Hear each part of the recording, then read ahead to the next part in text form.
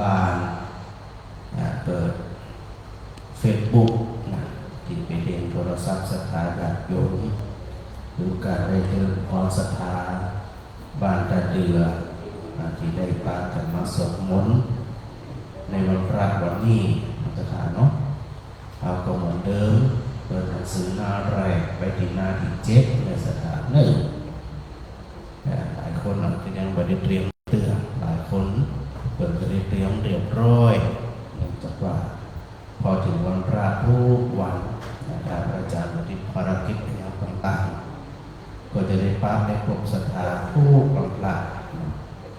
เปิดไปหน้าที่7ที่8 22เรื่อยไปในสถานเนิ่นนอนกายสำรวมกายสำรวมวาจาน้อมใจของเรานั้นถวายเป็นพุทธบูชาเป็นหลักสืบต่อไป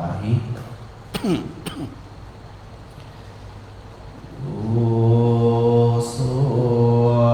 ภะคะวะอะระหังสัมมาสัมพุทโธพระผู้มีพระภาคเจ้านั้นพระองค์ใดเป็นพระอรหันต์ดับเพลิงกิเลสเพลิงทุกข์สิ้นเชิงตรัสรู้ชอบได้โดยพระองค์เองสวากขาตัวเองนะปะคะวะตาธัมโมพระธรรมเป็นธรรมอันพระผู้มีพระภาคเจ้าพระองค์ใดตรัสไว้ดีแล้วสัพพะคะวะโตสาวกสังโฆพระสงฆ์สาวกของพระผู้มีพระภาคเจ้าพระองค์ใดปฏิบัติดีแล้วธัมมยังภคะวันตังสัทธัมมังสัสสังฆังอิเมสักการเรยะถารังอาโรยามิปัวชยามาทั้งหลายขอบูชาอย่างยิ่งซึ่งพระผู้มีพระภาคเจ้าพระองค์นั้นพร้อมทั้งพระธรรมและพระสงฆ์ด้วยเครื่องสักการะทั้งหลายเหล่านี้อันยกขึ้นตามสมควรแล้วอย่างไรสาธุโลภันเตภะคะวาปรินิพพุตโตภิข้าแต่พระองค์ผู้เจริญพระผู้มีพระภาคเจ้าแม้ปรินิพพานนานแล้วทรงสร้างคุณอันสำเร็จประโยชน์ไว้แก่ข้าพเจ้าทั้งหลายปัจฉิมาชนะตานุกรรมปัมมานาสาฤทัยอนุเคราะห์แก่ชุมชนผู้เกิดมาภายหลังอิเมสักการิยทุกขตาพันนาการะปฏิฆานาตุขอพระผู้มีพระภาคเจ้าจงรับเครื่องสักการะอันเป็นบรรณาการของคนยากทั้งหลายเหล่านี้อามากังปิคารตาปิตายาสุขายาเพื่อประโยชน์และความสุขแก่ข้าพเจ้าทั้งหลาย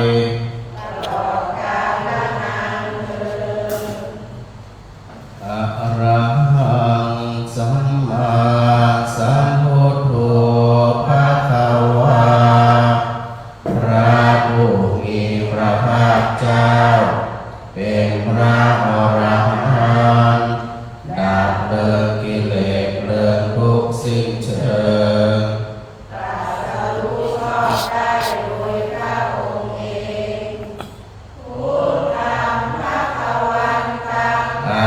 วาเทมิข้าพเจ้าพระภาคเจ้าผู้รู้ผู้ตื่นผู้เบิกบานสวากขาตัวพระภาวตาธัมโมพระธรรมเป็นธรรมที่พระผู้มีพระภาคเจ้าตรัสไว้ดีแล้วธัมมังนามัสสามิสักการพระธรรมสุปฏิปันโนภะคะวะโตสาวกสังโฆพระสงฆ์สาวกของพระผู้มีพระภาคเจ้าปฏิบัติดีแล้วสังฆังนามามินอบน้อมพระสงฆ์นะโมตัสสะภะคะวะโตขอนอบน้อมแด่พระผู้มีพระภาคเจ้าพระองค์นั้นอะระหะโตซึ่งเป็นผู้ไกลจากกิเลสสัมมาสัมพุทธัสสะตรัสรู้ชอบได้โดยพระองค์เองนะโมตัสสะภะคะวะโตผู้มีพระภาคเจ้าพระองค์นั้นอะระหะโตซึ่งเป็นผู้ไกลจากกิเลสสัมมาสัมพุทธัสสะตรัสรู้ชอบได้โดยพระองค์เองนะโม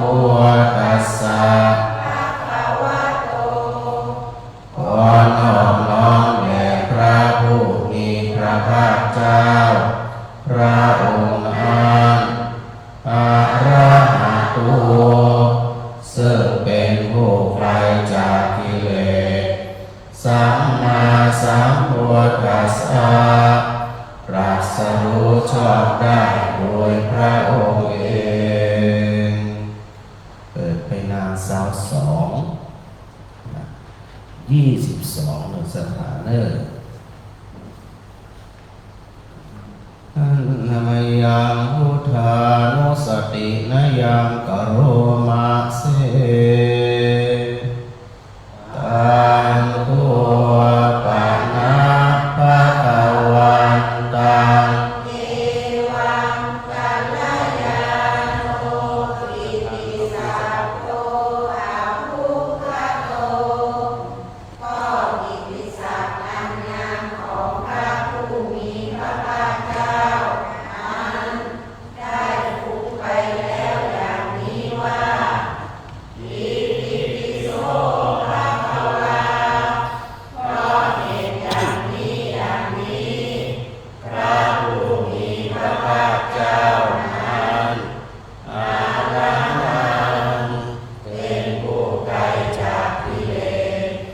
สัมมาสัมพุทโธเป็นผู้ตรัสรู้ชอบได้โดยพระองค์เองวิชาจารณสัมปันโนเป็นผู้ถึงพร้อมด้วยวิชาและจารณะสุขโตเป็นผู้ไปแล้วด้วยดีโลกาวิทูเป็นผู้รู้โลกอย่างแจ่มแจ้งอนุตตโรปุริสธรรมสารถิเป็นผู้สามารถฝึกบุรุษที่สมควรฝึกได้อย่างไม่มีใครยิ่งกว่าสัพพะเทวนา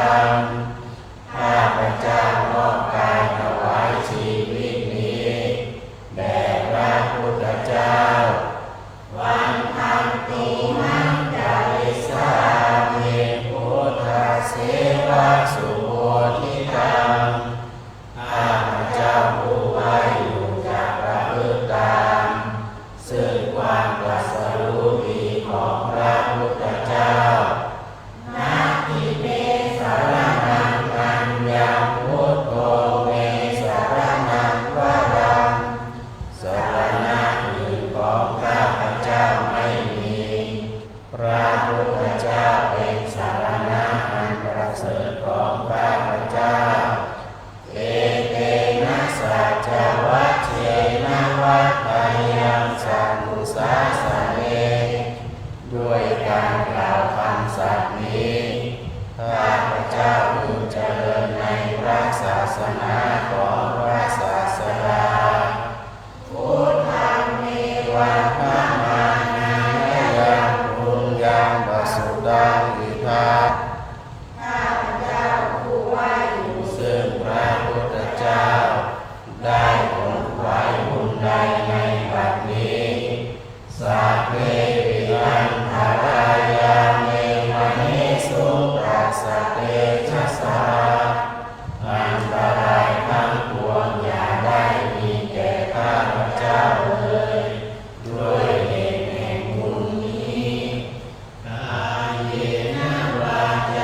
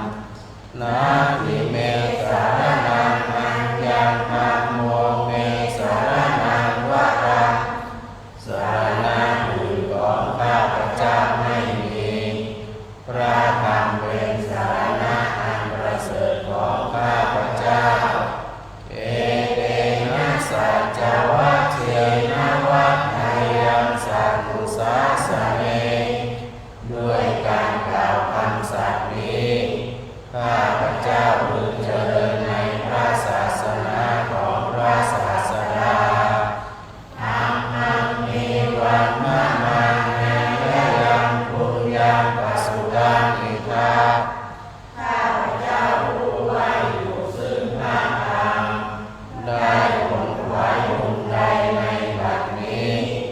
สัพเพปิอันธารายาเมมหิสุตัสสะเตจัสสะ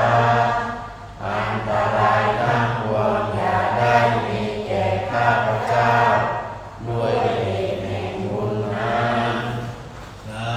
ยเนวากายวัตถิตัสสะวาด้วยกายก็ดีด้วยวาจาก็ดีด้วยใจก็ดีธรรมมีภูกรรมังปัฏฐัมมยายังตามหน้าที่เพียรอันใดที่ข้าพเจ้ากระทำแล้วในพระธรรมธัมโมปฏิปันนะตัวเชยตังขอพระธรรมจงงดซึ่งโทษล่วงเกินอันนั้นกาลันทะเลสังวาริตุงวะธรรมเมเพื่อการสำรวมระวังในพระธรรมในการต่อไปอันตมัยยังสังสานุสตินายังกาโลมาเสสุปฏิปันโนภะคะวะโตสาวกสังโฆ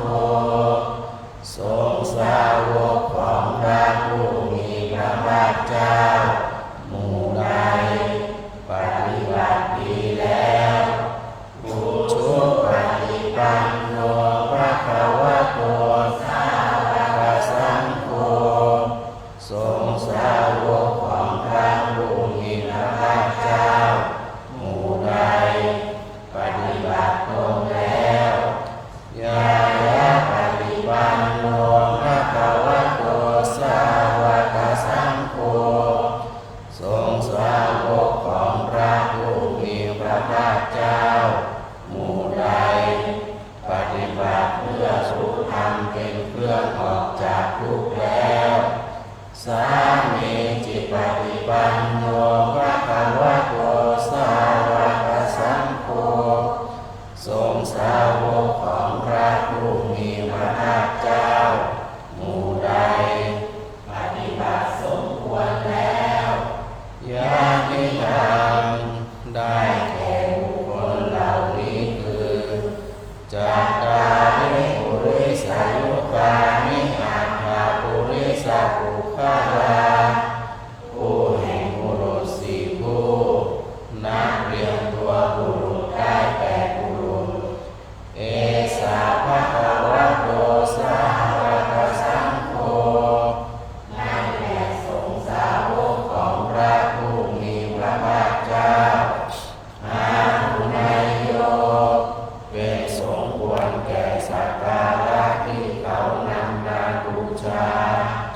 อาหุนายโยเป็นสมควรแก่สักการะที่เขาจัดไว้ต้อนรับทักษิณายโยเป็นผู้ควรรับทักษิณาทานอัญชลีกรณิโยเป็นผู้ที่บุคคลทั่วไปควรทำอัญชลีอนุตตรังปุญญเขตังโลกัสสติ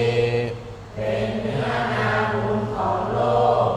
ไม่มีนาบุญอื่นยิ่งกว่าดังนี้อันตมัยยังสังฆาภิเกหิงกะโลมาเสสัทธามัจจุสุปฏิปันติคุณาภิยุตโตพระสงฆ์ที่เกิดโดยพระสัทธรรมประกอบด้วยคุณมีความประพฤติดีเป็นต้นโยทัพพิโตอาภิยะอุทารสังฆเสโทเป็นหมู่แห่งพระอริยบุคคลอันประเสริฐแปดจำพวกศีลานิธรรมะภวราสยกาย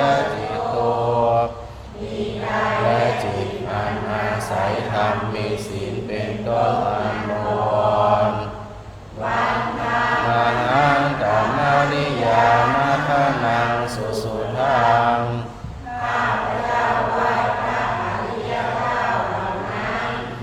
อันบริสุทธิ์ด้วยดีสังโฆโยสัพพปานินางสารนังเขมาโมตตันนังสงฆ์หมู่ใดเป็นสารณะอันเกษมสูงสุดของสัตว์ทั้งหลายกาติยานุสติทานันวันภานิทังสิเลนะหังข้าพเจ้าไหว้พระสงฆ์นั้นอันเป็นที่ตั้งแห่งความระลึกองค์ที่สามด้วยเสียงเก้าวสังฆังสาหัสสมิมาสุวัสสังโฆเมสังนิติสโรข้าพเจ้าเป็นทาสของพระสงฆ์พระสงฆ์เป็นนายมีอิสระเหนือข้าพเจ้าสังโฆทุกขัสสะภาตาจาวิตาตาจาริตาสะเม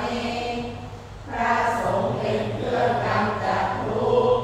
และทรงไว้ซึ่งประโยชน์แก่ข้าพเจ้า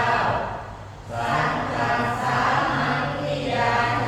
มิสะพิรังชีวิตังจิตัง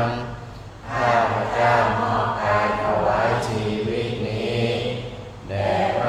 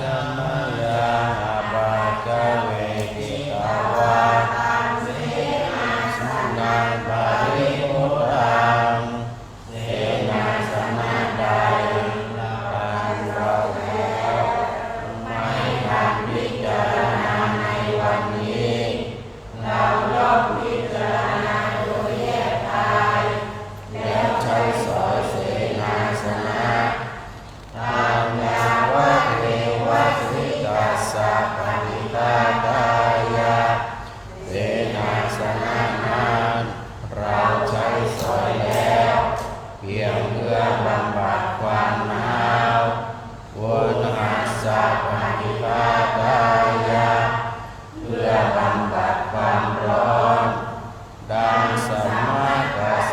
วะตาตาปัสสิเรสัพพะสัมปัสสานังปฏิฆาตายะ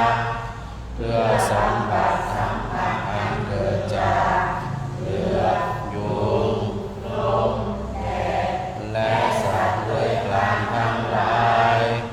ยามาเอวะปุโตปะริสยามิโลทานังปฏิสังฆานารามาทังเพียงเพื่อบรรเทาอันตรายอันสุขีจากดินฟ้าอากาศและความเป็นผู้ยินดีอยู่ได้ในที่หลีกเร้นสำหรับภาวนาอาจามยาวาจาเวทิตวายโยกิลาจะยะเปสัจจปริคารัวปริพุทโธเปสัจบริขารใดอันเราบริโภคแล้วไม่ทันพิจารณาในวันนี้โสยาวะเทวะอุปานานังวายากานังเวทนานังปริฆาตายะกิลานาเภสัชบริขารนั้นเราบริโภคแล้ว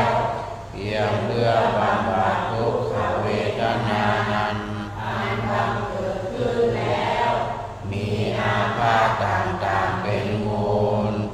อาภยาปัจฉาปรมัตถายาติเพื่อความเป็นผู้ไม่มีโรคเบียดเบียนเป็นอย่างยิ่งดังนี้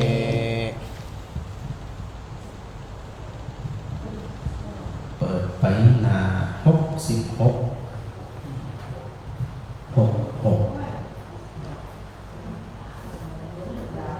หนุนแล้วนี่ส่งเวลาไปรับก่อนเนาะวันนี้วันขาดนะเดี๋ยว66นะแล้วก็66เซตกลับไปที่67 2 บทวันนี้นะบทปัญญาบทสั้นๆเนาะในบทแรกโพชฌังคปริตเป็นบทสวดที่พระพุทธเจ้าตรัสว่าเป็นองค์แห่งการพ้นทุกข์องค์แห่งการตรัสรู้ส่วนในบทหนึ่งกรณียเมตสูตรเป็นสูตรที่พระพุทธเจ้าตรัสว่าเวลาจะไปที่ไหนทันใดนั่นผีจะมาหลอกตามส่วนบทนี้นะผีจะหักจะหนุนเทวดารักษาคนรักษาจะบอกฟังอันดับแรกก็ส่วน66ก่อนโพชฌังคปริตสถานอยู่ตามปานนาจตันดุก้า66นะโอจังโอสติสังขาตัวธรรมานังวิจโยตถาวิริยาอิติปัสสะทิโพชังคาจัตถาปริยสัมมาทุเปกขาโพชังสัพพทัสสินามุนินาสัมมาทัคขาตาภาวิตาภารุติกตาวัตตันติอาภิ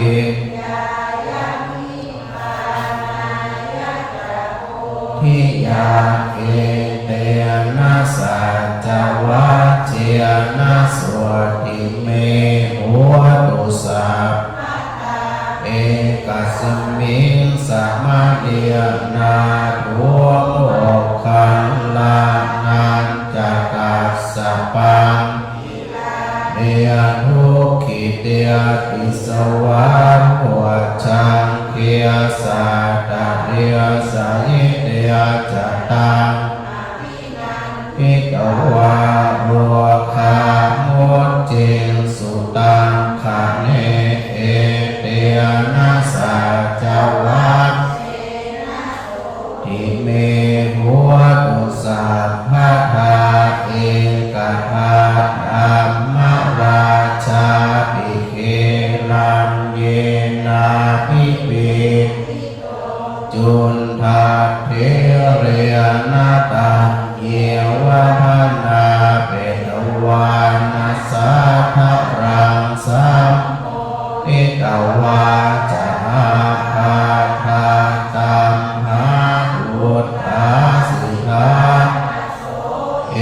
เตนะสัจวัคเชนะโสติเมหัวปะหินาเตจะอาภาธาตินันนังปิมาเหสินาคาหาตะกิเลสาวะปัตตานุปาติธรรมตังเอเตนะสัจสวดทิเมหัวตุสาภาธาที่วงเล็บเมเนี่ยนะเขาสวดคนเดียวเนี่ยเขาจะใจวงเล็บคือเมแปลว่าโสทิเมโหตุสัพพทาขอความสวัสดีโหตุจงมีเมแก่ข้าพเจ้าสัพพทาในการทุกเมื่อแต่เวลาที่เจ้าเปิดนำที่สวดงานบุญอย่างต่างๆนี่คือจะห้องเราเปิดจะออกเสียงหนึ่งเตะหมายความว่าจะได้ขอความสุขสวัสดีโสทินี่นะโหตุจงมีเตแก่พวกท่านเวลาที่มนต์จะไปสวดอย่างหนึ่งท่านใจคำว่าเตแต่เวลาเขาสวดคนเดียวใจคำว่าเมแปลว่าแก่ข้าพเจ้าเตแก่ท่านเขาสวดคนเดียวแก่ข้าพเจ้าสถานะอันนี้ก็ได้ภาษาบาลีไปทั้งนั้นนะวันนี้นะแปลได้นะแม่ลามเป็นธรรมดานะโอ้ภาษาเป็นภาษาบาลีพุทธหน้าต่อไปเราจะอธิบายหน้า67นี่ส่วนกันก่อนเรื่องกรณียมาตากุสเลียนะยังตังสันตังปะทังอภิสัมเมจัสสะปุชัวจะสุวัตวจัสสะโมโตอนาติมาเนียสันตัวสัพพวะตสุภาโรตาจัสสะละโหกาวติสันติริโยจะนิปะโพจะอาปะคาโพ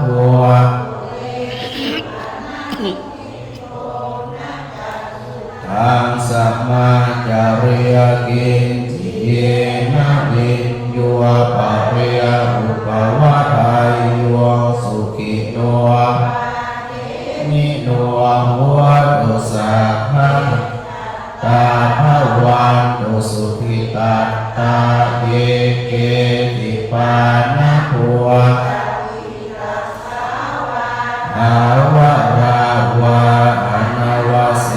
สะอิคาวาเย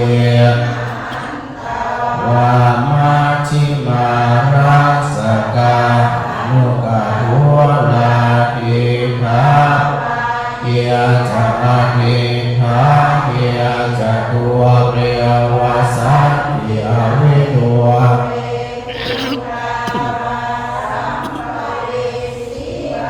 สัพเพสัตตาภวันตุสุขิตาตานะปะโรปะรามิโกนาติมาเพียทากาตาจินา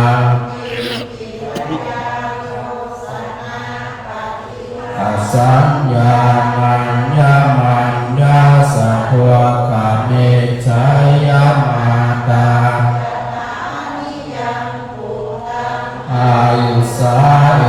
กาบุวัตมโนราเพ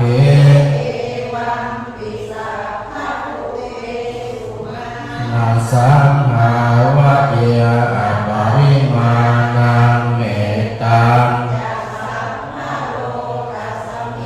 มานาสังหาวะเยอปริมาณังอุทธังอทวจติริยัญจะสังฆาตังอาสาปาตังติทัตตะรังนิสินโนวาสยานโน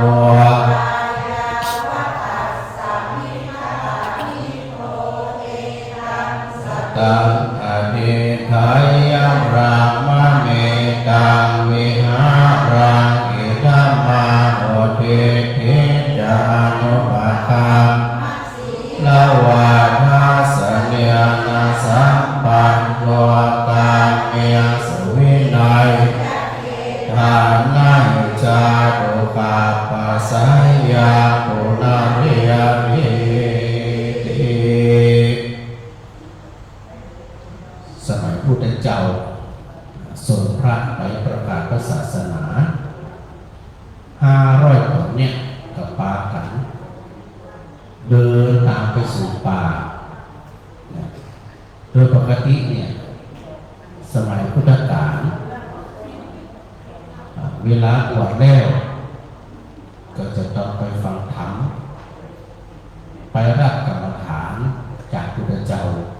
แล้วก็ปาไปปฏิบัติธรรมที่ป่าทีนี้หมู่ศรัทธาญาติโยมหันพุทธเจ้ามาถึง500 คนเกิดความเลื่อมใสศรัทธาทั้งหลาย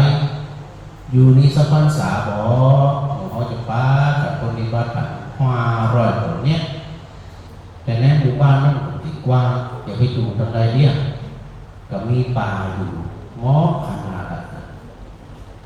พุทธเจ้าก็หักป้ากันปักรถอยู่ตามป่าปลูกต้นมุกต้นไม้ต่างๆก็อธิษฐานจิตเข้าพรรษาในป่าทีนี้ในป่าก็มีเหล่าภูมิเทวดาลูกเทวดาเทวดาทั้งหลายเนี่ยป้ากันถึงสถิตอยู่ในป่าเขาลำนองไพรธรรมดาเนี่ยตุเจ้ามีศีล227เทวดาเนี่ยมีศีลน้อยกว่าโดยปกติเนี่ยเทวดาจะอยู่บนต้นไม้บนกิ่งไม้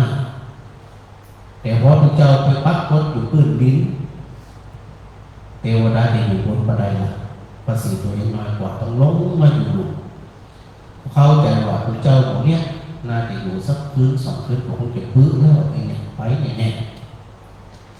5 คืนก็แล้ว7 คืนก็แล้ว10 คืนก็แล้วก็มีหาที่จะไปสักเตี่ยเทวดาลำบากฝนตกกับเปียกเราไปอยู่ที่พื้นดิน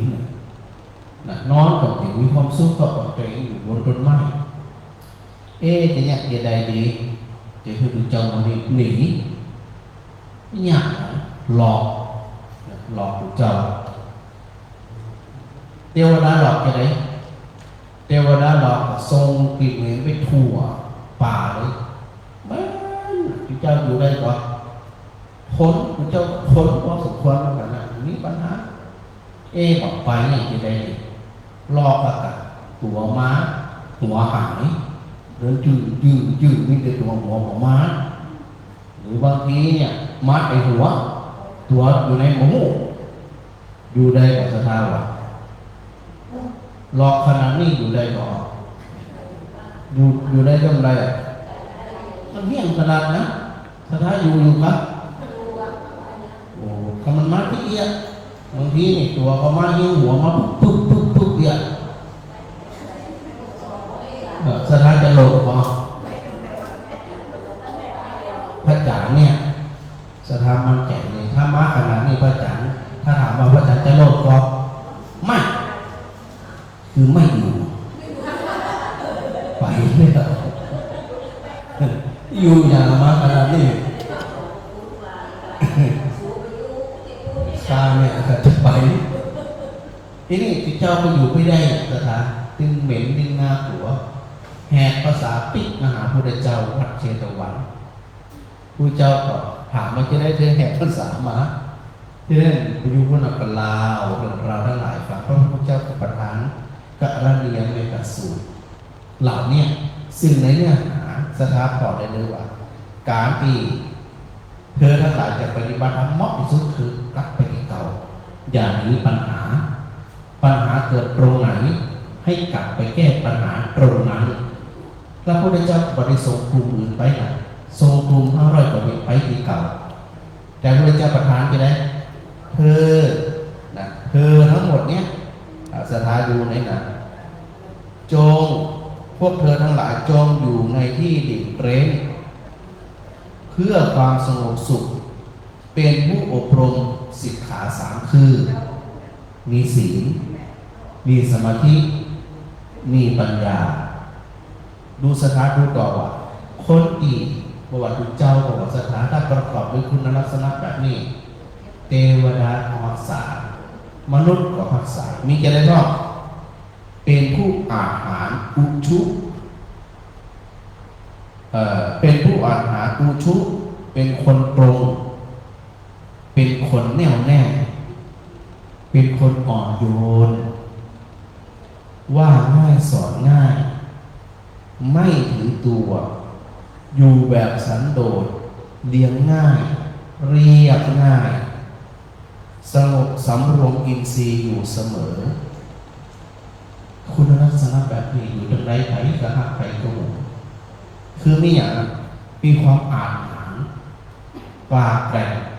สามารถจะเป็นผู้นำได้เมื่อวานผวามีความมั่นใจในตัวเองสูงเป็นคนตรงนาจะได้หลังผมที่อ่านแต่ว่านาอยากหลังอย่างหนึ่งมาได้เธอจงประพฤติตัวเองของเธอเป็นคนตรงต่อหน้าเป็นอย่างไรรับหลังให้เป็นอย่างนั้นพอไหมไม่พอต้องเป็นคนอยู่ในความแน่วแน่เอาจริงเอาจังอย่าเลาะและนี่ไงฮะอ่อนโยนสถานสังเกตนะคนแบบนี้ภูมิธรรมมีคุณธรรมในเปิดจังหวัดตรังเปิดจังหวัดถูถ้วยหัวเปิดเก่งยิ่งมีภูมิธรรมสูงยิ่งอ่อนโยนอ่อนน้อมเหมือนอย่างโบราณเปรียบเหมือนปลูกข้าวที่มันมีเม็ดงามๆเต็มเต้งๆเนี่ยรวงข้าวก็จะโน้มลงแต่ถ้ารวงข้าวไหนมาเต็งหลีกมันตีงงลงว่าสึกก็ตึ๊กขึ้นไปข้างบนลูกเหมือนคนบางคนที่อวดแล้วบอกเก่งแล้วมองคนอื่นว่าเป็นคนบอกเก่งบุคคลอื่นนั่นเหมือนกับรวงข้าวดีสื่อแข็งสื่อใจเนี่ยพระเจ้าบอกให้ประพฤติตนอ่อนโยนคือเกียรติทุกคนวดาบ่าวาแบบนี้คือเกียรติทุกคนสำรวมแล้วก็นอกจากนั้นนะว่าง่ายสอนง่ายมันเป็นคนที่กระดานกระเดือนคนกระดานกระเดือนนี่ไปชอบสอนทำได้ยังทำได้ต้องเป็นคนที่ว่าง่ายสอนง่ายคนก็หักเทวดาก็หักเนี่ยฮะไม่ถือตัวจะได้อยู่จะได้ก็อยู่จะอันก็ถือตัวว่าเขามีตำแหน่งสูงเขาเป็นคนมีฐานะเจ้าที่นี้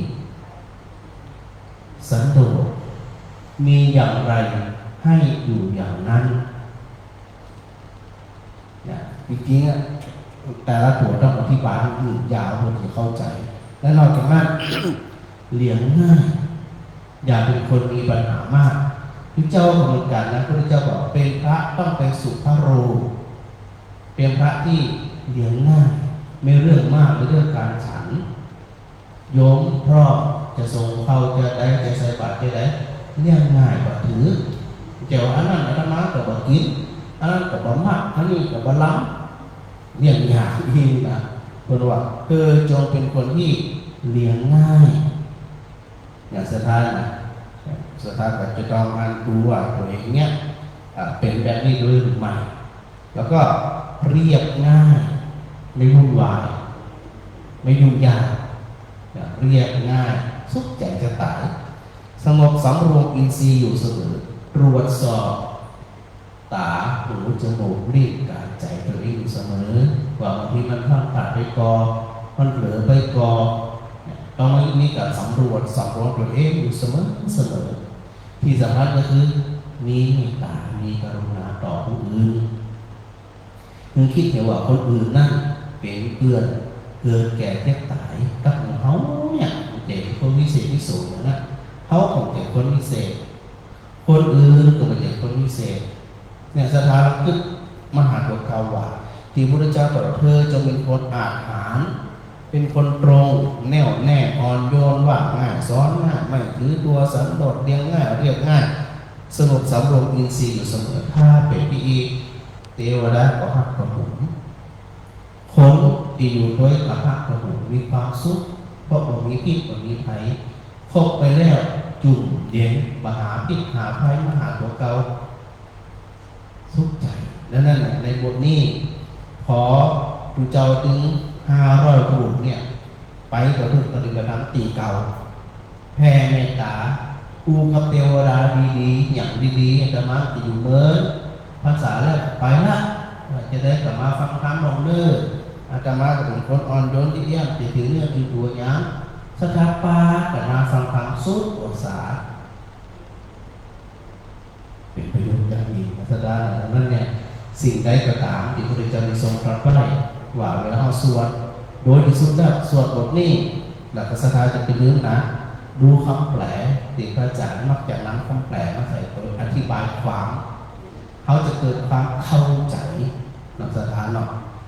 ดูถ้าไปศรัทธาแต่ละคนก็ตาจะหวานฉ่ำเลยนะฮะจะเยอะทุกคนแล้วนะฮะเรียนดูได้จะไปแล้วตาจะไปแล้วมันคิดหิวมาหลายวันทั้งการทำงานเอาละในวันนี้ศรัทธาอยู่ทำบ้านก็ดีอย่างก็ดีพระอาจารย์โอ้20:40แล้วมาได้เชื่อมสัญญาณเปิดสักคำตะกี้ก็ได้ลืมไปเป็นอย่างเดียวเชื่อมที่หลังลืมไปโมอู้อยู่เนี่ยในวันศรัทธากับประธานประทับประท้วงพระอาจารย์เชื่อมไว้ที่วิทยุหรือยังลืมไปศรัทธาอ่านก่อนไปแผ่เมตตาเลยแผ่เมตตาหน้า35ศรัทธาต้องขอใครศรัทธาอยู่ทั้งบางคนเกิดวันนี้อยู่แล้วก็ได้เชื่อมสัญญาณนั่นเปิดป่านนี้ก็น่าจะเป็นเด้งน้องไปเรียบร้อยนะลืมไป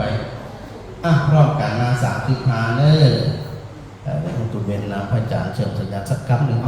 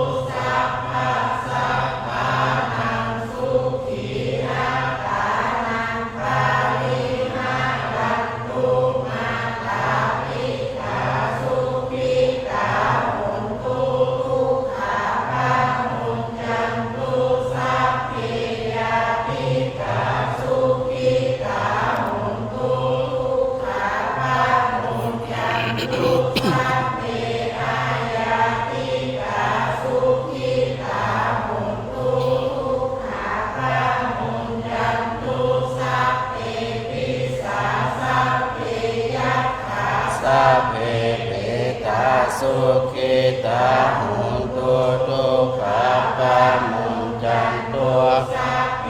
นะคาตาสุขิตาหุตุทุกขาปามุญจันตุสัพเพ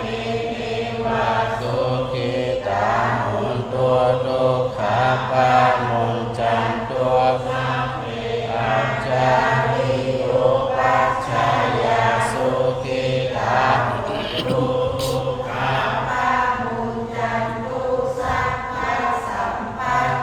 นาสามิจันตุโอเชื่อมสัญญาณไปทุกๆอย่างร้อยขออภัยศรัทธาที่ฟังอยู่ด้วยเนิ่นเนื่องจากว่าอาจารย์ลืมนำสวดมนต์นำอธิบายจนเพลินไปอันนี้เชื่อมสัญญาณไปที่วิทยุเรียบร้อยแล้วช่วงท้ายเดี๋ยวพอสวดเสร็จอย่างเสร็จหลังศรัทธาก็ถือโอกาสฟังในเบื้องต้นที่พระอาจารย์ได้นำความศรัทธาได้สวดมนต์ไว้ฟังกันเอาละสื่อหรือว่าสื่อที่ไทยเนาะพยาย ยังบ่เคยถวายมันเกิดลุกมาเลยอ่ะใครที่ยังบ่เคยลุกมาถวายมันเกิด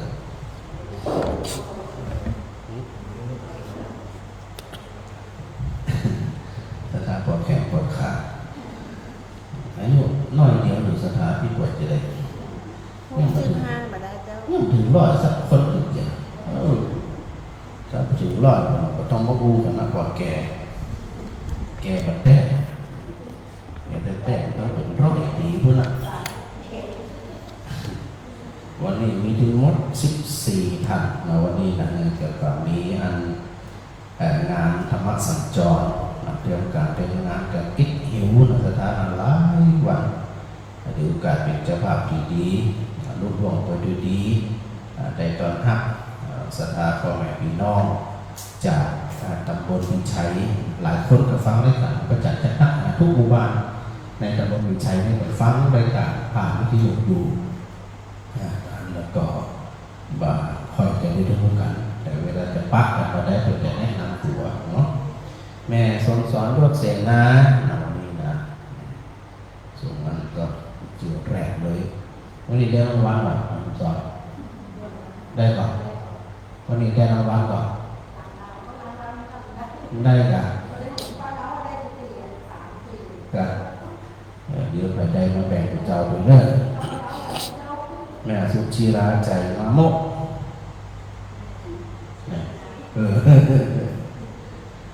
แม่ล่าใจคำลือแม่ล่าใจคำลือเนี่ยเวลาฟังพระเจ้าสอนว่าจากพระจักเป็นของหมอจากพระจักที่สอนนั้นหมดแล้วก็แล้วกันแล้วก็อันนอกจะมาเป็นอันโยมสุภัทราสุภวัฒนชัยแม่บุญมากำแห่งหารจริงแต่ได้รู้จักกันไม่ทั่วโลกนี่แม่สมบูรณ์ยุทธยงแม่บัวทองทาแก้วตักกันนวลแล้วก็น้องอุมาพรสันติวงศ์งามนิพาทองใบโยมน้องโยมนิพาทองใบแม่อนงสิงห์ยอดปอสอนเอาไปไหนวันนี้มดแห้งแหละจิตยาลังลักอีกโอ้โหก็มันก็เพื่อพระเจ้าด้วยแหละนะแล้วก็แม่อิงออนวงศา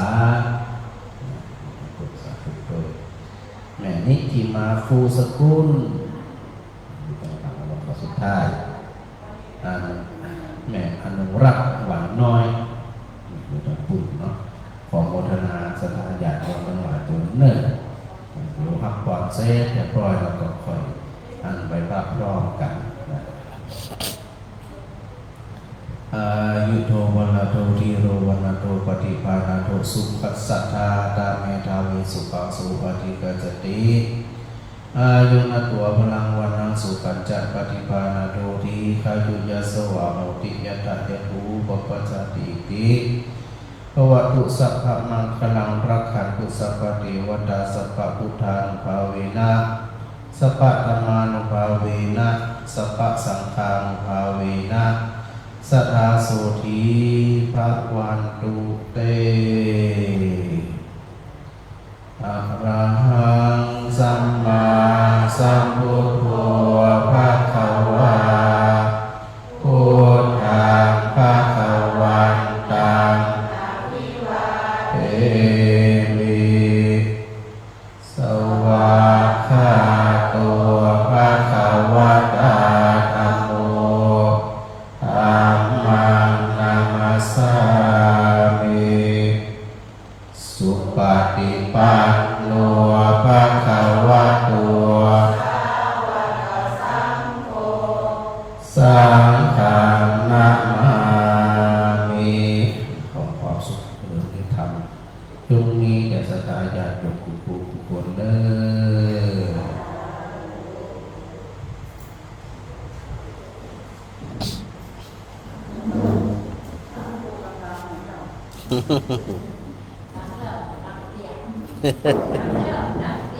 อ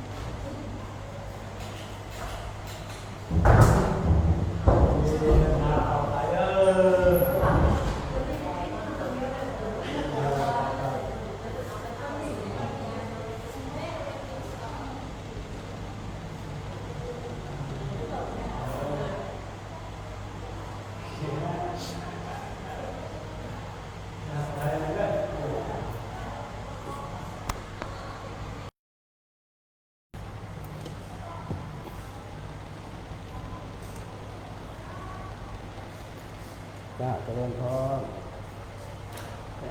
แต่อยู่ที่พาเรียนสมุทรเกิดแล้ว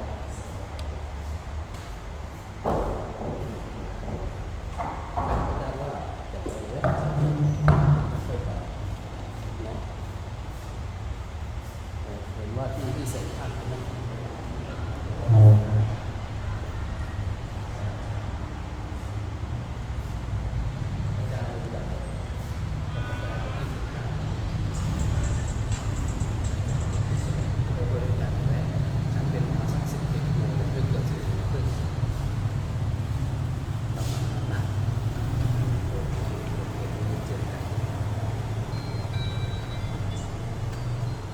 ไปของเหนือนั่นแหละพฤศจิกาไม่ได้เจอกันไม่ได้เจอกันนานละสาธุสาธุ